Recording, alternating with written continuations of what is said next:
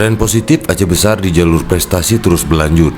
Setelah meraih status juara umum se-Aceh pada Musabaqah Qiraatil Kutub, kini giliran cabang olahraga bela diri tarung derajat. Para petarung Aceh Besar meraih sukses di ajang kejuaraan wilayah tarung derajat yang memperebutkan Piala Kapolres Aceh Besar, sekaligus meraih status juara umum dalam event yang mulai dihelat sejak Jumat 23 Juni 2023 di Gedung Olahraga Janto Sport Center atau JSC Kota Janto. Kejuaraan bela diri yang diinisiasi Polres Aceh Besar dalam rangka peringatan HUT Bayangkara itu ditutup secara resmi oleh PJ Bupati Aceh Besar Muhammad Iswanto SSTPMM pada Minggu 25 Juni 2023 petang.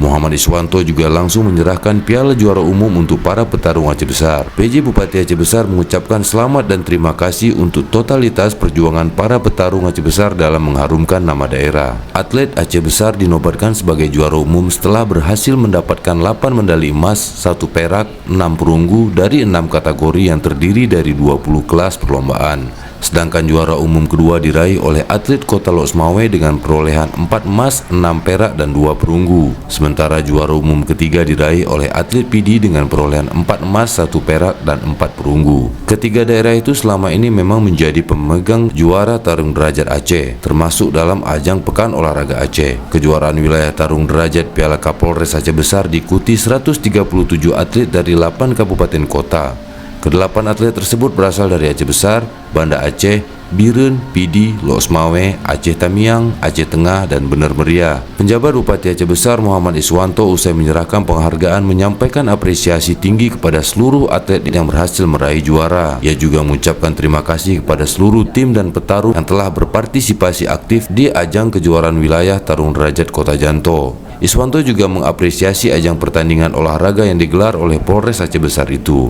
Ia mengatakan segenap stakeholder harus kompak dan bersinergi agar Aceh Besar layak dan mampu menjadi tempat pelaksana berbagai event besar. Karena berbagai event telah dilaksanakan di Kota Janto, apalagi Gedung Olahraga JSC juga telah ditetapkan sebagai lokasi cabang olahraga kuras untuk PON 2024. Dan Aceh Besar juga telah pasti menjadi tuan rumah cabang olahraga dayung dan para layang pada PON 2024 nanti.